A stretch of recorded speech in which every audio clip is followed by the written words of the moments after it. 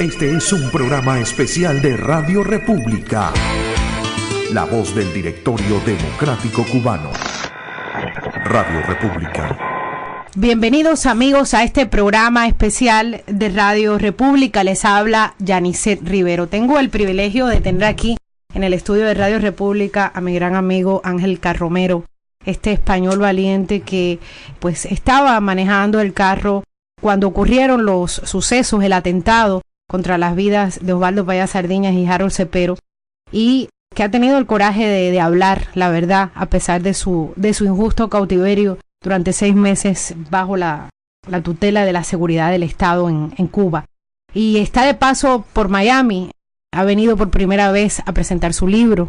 Así que te doy la bienvenida, Ángel, gracias por estar aquí. Muchas gracias, Janicet, y me alegro mucho de poder conocer la radio después de que ya hubiéramos hecho otras entrevistas por teléfono. Sí, claro que sí. Bueno, tú sabes que esta es tu casa y Radio República es la voz de la resistencia cubana. Es una emisora dirigida directamente al movimiento cívico y al pueblo de Cuba, y se escucha mucho en Cuba, así que le vas a estar hablando a ese pueblo. Me alegro mucho. Ángel, en primer lugar, ¿cómo te sientes has estado ya varios días acá y has tenido entrevistas, has tenido contactos con la comunidad? ¿Cuál es tu primera impresión?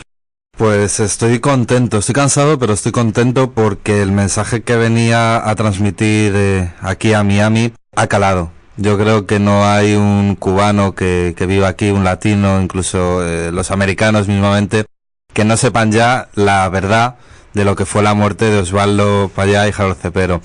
La versión que fabricó el régimen cubano, como ha hecho otras veces, se ha desmoronado.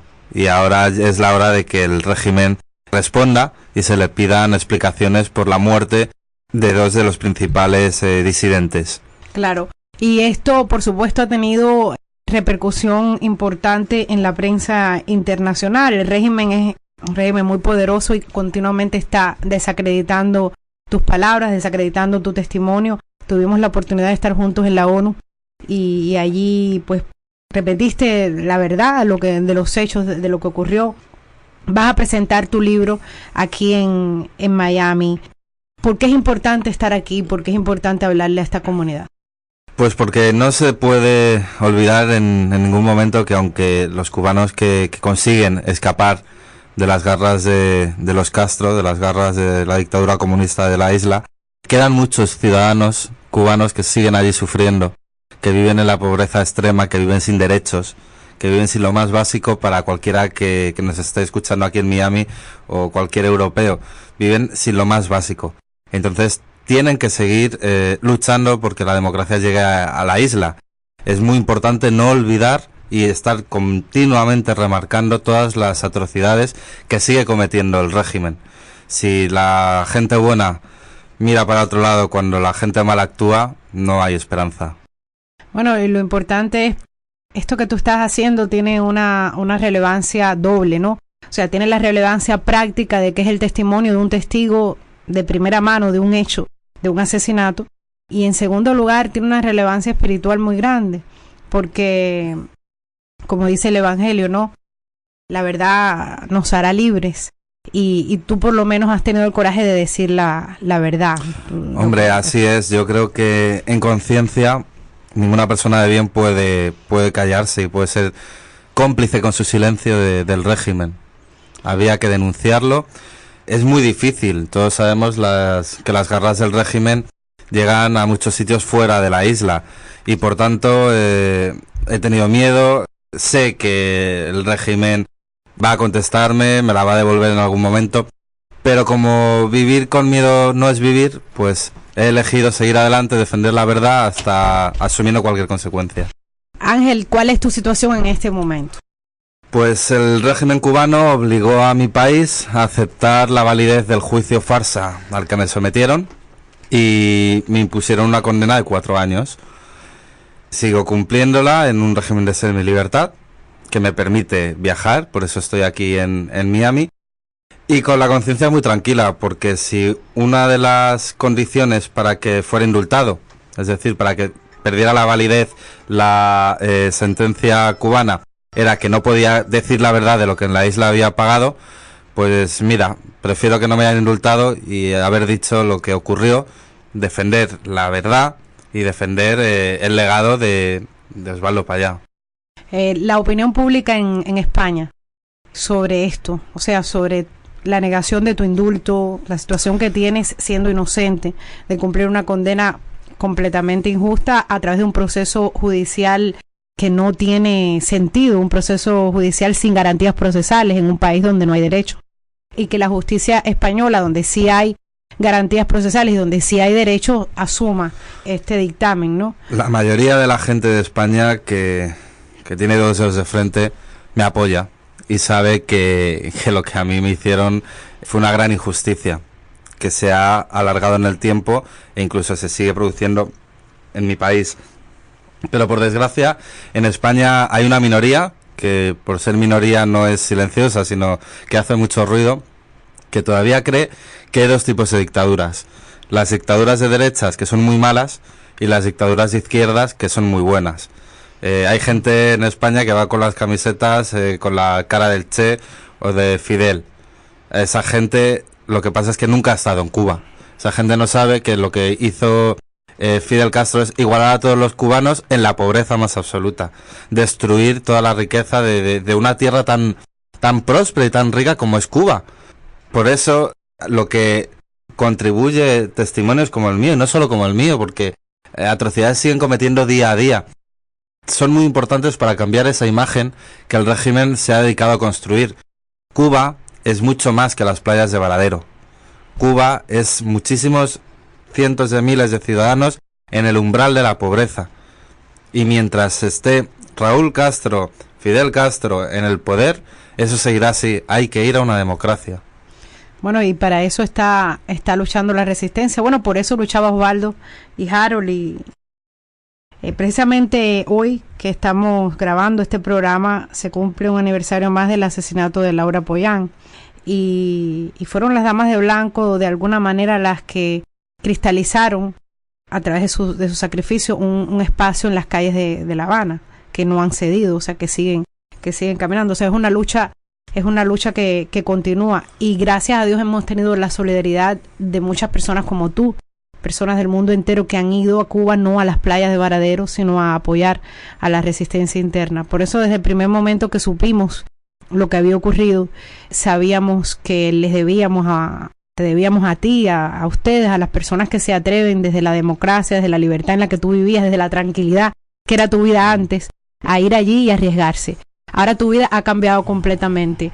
¿Cómo tú valorarías esa transformación después de haber pasado toda esta cosa trágica de lo que ocurrió con Osvaldo y Harold, y después en la prisión que sufriste? Claro, ¿Cómo ha cambiado tu vida, si lo puedes valorar?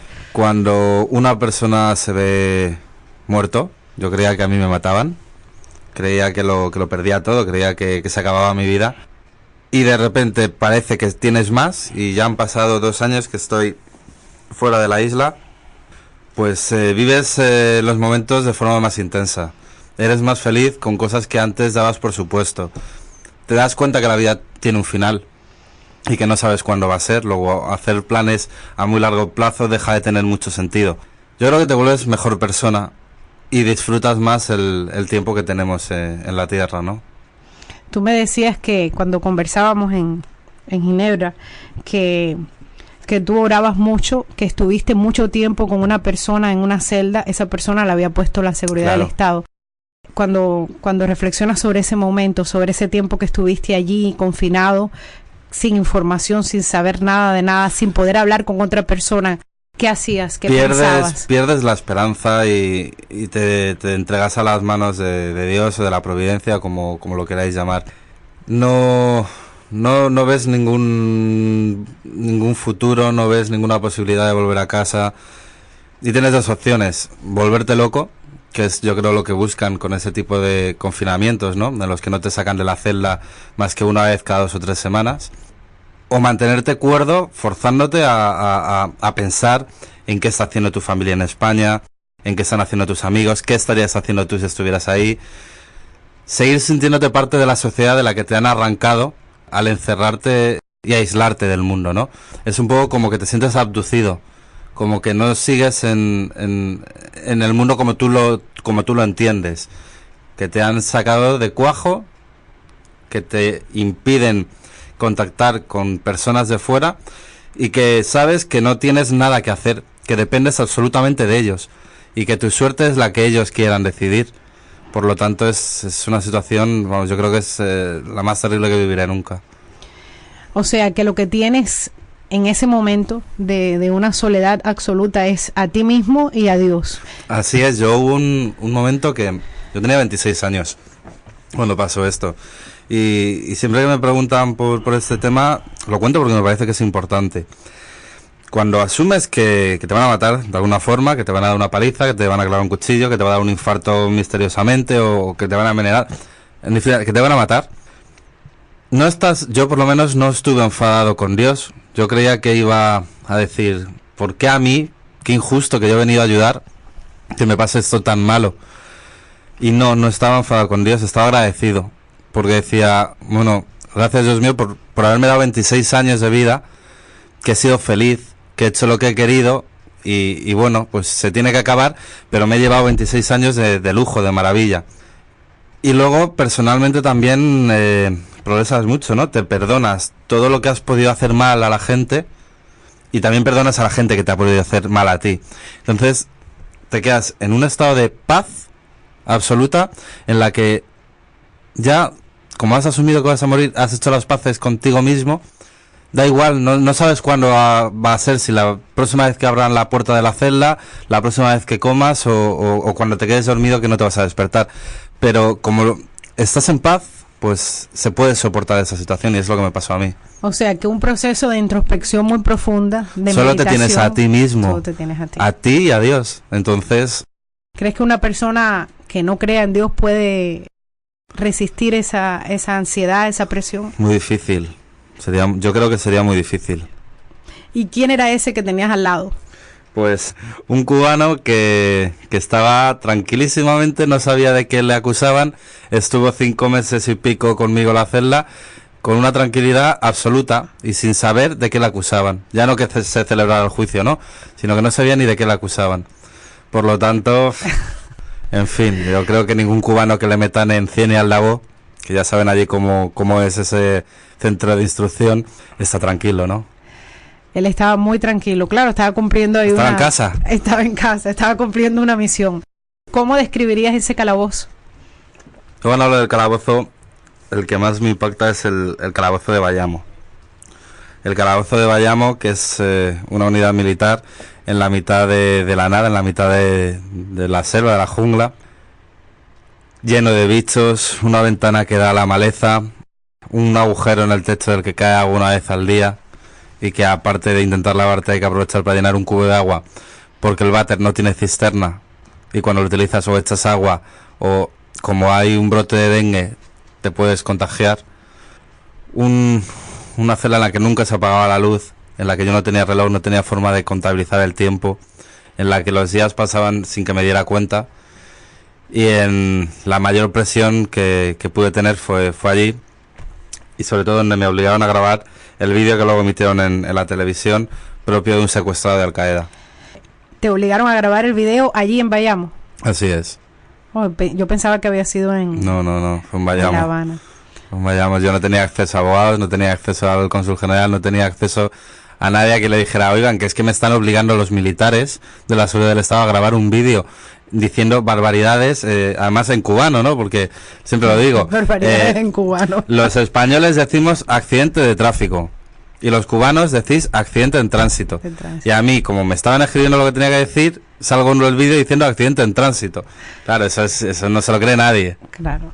Bueno, y eso es una de las cosas importantes que pudiste hacer para que el mundo se diera cuenta que estaba haciendo... Y es más, ahora en este viaje, el vídeo que sacó Cuba, probando que el coche se había dado contra un árbol, pues lo acabamos de desenmascarar. Utilizando su propio vídeo, si lo vamos deteniendo en determinados momentos, se ve como el gobierno cubano modificó el coche que nos enseñaba. En algunos momentos del vídeo, el coche tiene los parachoques, los bumper, puestos. En otra parte del vídeo ya no los tiene. En otra los tiene dañados y caídos sobre la hierba. En otra el coche está sobre la arena. Fueron modificando el vehículo y crearon una falsa historia de lo que realmente ocurrió. una falsa historia y tú no pudiste, o sea, ahora en este momento estás hablando, ahora estás defendiendo tu verdad. En aquel momento te era imposible saber lo que ellos estaban. Claro, o sea, pero esto lo sabe quien ha estado preso en Cuba. A mí, cuando estás allí, no tienes acceso a un periodista, no tienes acceso a nadie. O dices y haces lo que ellos quieren, o nadie se va a enterar, porque no te van a dejar contarle a nadie que lo que te están haciendo. Luego, es que no tienes opciones. En un estado de derecho, si un policía te obliga o algo, o intentan conculcar alguno de tus derechos, se lo puedes decir a un periodista, a tu abogado, moverte, defenderte. Pero es que en Cuba no hay posible defensa. Lo que siempre digo, y los que nos escuchen lo saben, 100 y al labo, en Cuba se conoce como 100 y se acabó. Sí. Porque el que entra ahí ya no sale. Así es un centro de tortura, y realmente es tortura lo que a ti te han hecho.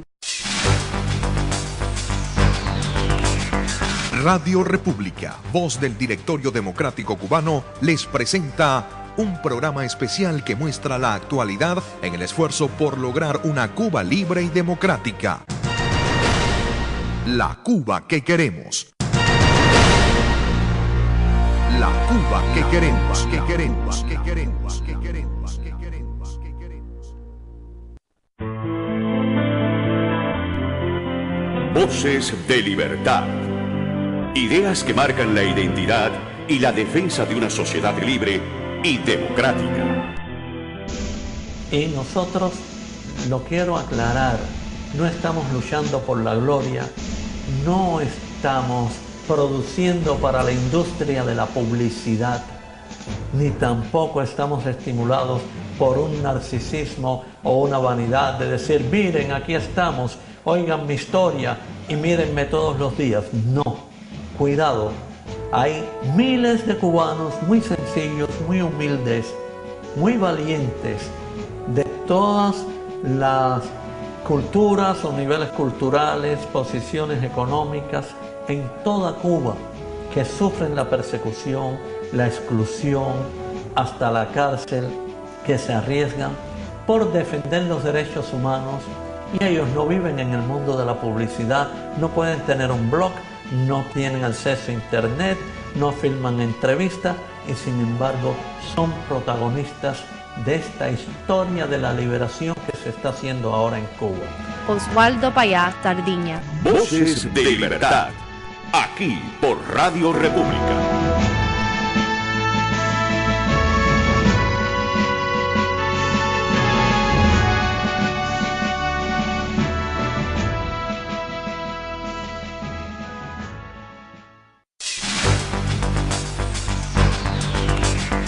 Radio República, voz del Directorio Democrático Cubano, les presenta un programa especial que muestra la actualidad en el esfuerzo por lograr una Cuba libre y democrática. La Cuba que queremos. La Cuba que queremos, que queremos, que queremos, que queremos, que queremos, que queremos. Ángel, tú has denunciado esto, has brindado un testimonio. O sea, es muy importante porque tú eres el testigo de este crimen, por lo menos de una parte de la historia, ¿no? No se sabe en realidad la verdad de lo que pasó con ellos. Mira, ¿no? Yo confío en que tarde o temprano la dictadura cubana va a caer. No tiene sentido ya en el siglo XXI. Y cuando caiga, se sabrá todo. Y se sabrá quién estuvo implicado, se sabrá qué le hicieron exactamente a Osvaldo y a Harold, quién se lo hizo, quién ordenó que se lo hiciera. Y en ese momento, bueno, pues se reescribirá la historia y se tendrá que añadir un nuevo crimen más a la dictadura comunista de Cuba. Cuando estabas detenido, ¿sabías que la familia de Osvaldo te apoyaba? ¿Sabías que en todo momento mantuvo que eras inocente? Ellos me apoyaban, yo no pude hablar con ellos, ellos me apoyaban porque había gente del movimiento en el hospital que vio cómo me llevaban, que vio cómo un policía decía que efectivamente había sido una colisión de dos coches, que vieron cómo me pegaron. Entonces la familia sabía que yo era inocente, por eso me defendieron desde el primer momento, pero yo, como te digo, estaba aislado. Esos 6 meses no tenía forma de enterarme de las noticias, más allá de las oficialistas que divulga el régimen, ¿no? ¿Te llevaban el periódico ahí a la celda? Alguna vez, ya al final del periodo de encarcelamiento, me dejaban leer el Granma, pero claro, ¿Qué hay ahí? Tenías que leer entre líneas. Claro, publicidad del régimen y mentiras, ¿no? ¿Y cuándo pudiste ver a tu embajador, a tu representante? Pues a partir de la segunda o tercera semana pude ver al cónsul general. ¿Y pudiste decirle lo que había pasado? No, porque nunca estaba a solas con él. Él venía a verme, pero tenía un coronel siempre delante. Entonces, ni yo podía hablar con el cónsul, ni el cónsul me podía hablar a mí. Porque nos estaba vigilando y escuchando un coronel de la seguridad del Estado. ¿Eso es una visita realmente o es...? Bueno, así son las visitas de los presos políticos cubanos. Claro, para que no podamos decir las verdades a nuestros representantes consulares. Cuando te montaste en ese avión, o sea, caminaste hacia el avión que ya te iba a sacar de ese infierno de Cuba, ¿qué sentías? No me lo creía. No. Creía que era un sueño y que me iba a despertar otra vez en la celda. Tú date cuenta, que se acabara la tortura de los 6 meses aquí, era impensable para mí, era impensable, no... De hecho, el momento en el que rompí a llorar de la emoción fue cuando formalmente Cuba me entrega a la Interpol. Y el agente de la Interpol me dice, estate tranquilo, porque ahora dependes de nosotros. Aunque te quisieran volver a coger, ya no les dejaríamos. Y en ese momento fue increíble, claro, imagínate. Y cuando llegaste a tu casa a ver a tu familia, ¿qué les dijiste? Ellos estarían sumamente preocupados. Claro, imagínate, o sea, yo tenía toda una vida hecha en España que se había truncado, ¿no? Y de repente volvía, contra todo pronóstico. ¿Volviste a nacer? Volví a nacer y me estaban esperando en mi casa y bueno, fue increíble. Claro, al régimen le era muy difícil, con la relevancia de Osvaldo Payá y todo lo que se había denunciado, eliminarlos a ustedes así tan fácilmente, ¿no? Claro, éramos dirigentes políticos, además. Si a mí me hubieran matado, España no hubiera permitido lo que le han hecho a la familia de Osvaldo. O sea, han pasado ya 2 años y medio y Cuba no se ha esforzado ni en falsificar una autopsia. O sea, es que 2 años y medio después, las familias de los fallecidos no tienen la autopsia de sus seres queridos. Ni siquiera el documento de defunción, ¿no? No claro, les han dado no tienen nada. Si a mí me hubieran matado, ni España ni la Unión Europea hubiera permitido que, aunque fuera un documento fraudulento, no se hubiera emitido un acta de defunción y una autopsia. Es que eso en los países con democracia no se puede, pero que en Cuba, que no hay una impunidad absoluta, pues les da igual. Yo creo que se deben de estar riendo de no haber dado una autopsia. Sí, normalmente no le dan ningún documento, o sea, a los familiares de las personas que ellos ejecutan o que ellos asesinan, o si se la dan personas que ellos han fusilado, le ponen murió de un infarto, una cosa falsa. Claro, pero en este caso ni se han molestado en falsificarlo. Tal es la impunidad que tienen que ni se han molestado en falsificarlo. ¿Te han amenazado de muerte después al llegar de a salir? España? Sí, al llegar a España recibía cartas anónimas en las que se me amenazaba de muerte, pintadas en las paredes de mi lugar de trabajo, pegatinas, y por suerte eso ya ha cesado. Pero la mano del régimen es muy larga, ¿eh? Tú sabes que tú eres un objetivo y sigues siendo un objetivo de la seguridad del Estado. Pero mira, si acaban conmigo, lo único que harán es reafirmar mi testimonio. Sí, al decir la verdad estás incluso protegiendo tu propia vida. Claro. Tal vez si hubieras callado estarías en mucho más peligro. Bueno, ¿qué le dirías al pueblo cubano? Se nos acaba el tiempo. Que aguanten, que luchen por su libertad, que luchen por sus derechos, que el peor tirano, el peor dictador, que no se nos olvide que sigue siendo humano y todo lo que empieza tiene que acabar.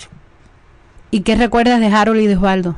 Lo último que recuerdas. Pues sus ganas de tener un país próspero y un país con ciudadanos con derechos plenos y ciudadanos en libertad. Si pudieras con una palabra calificar a Harold. Harold era entusiasta. ¿Y Osvaldo? Y Osvaldo era la esperanza. El entusiasmo y la esperanza. Bueno, Osvaldo y Harold no mueren para nosotros, siguen vivos. Te damos las gracias por ser tú, por ser fiel a la verdad, por tener el coraje que tienes, por estar aquí. Eres parte ya de nuestra historia, de nuestro corazón, así que espero que esta no sea la última vez que vas a estar aquí en estos estudios y ojalá podamos pronto estar en Cuba. Ojalá. Muchísimas gracias, Yanisset, y ánimo con la labor que estáis realizando. Bueno, gracias a ti. Nosotros nos despedimos. Este ha sido un programa especial aquí en Radio República. Les habló Yanisset Rivero. Un abrazo, hermanos. Este fue un programa especial de Radio República. la voz del Directorio Democrático Cubano. Radio República.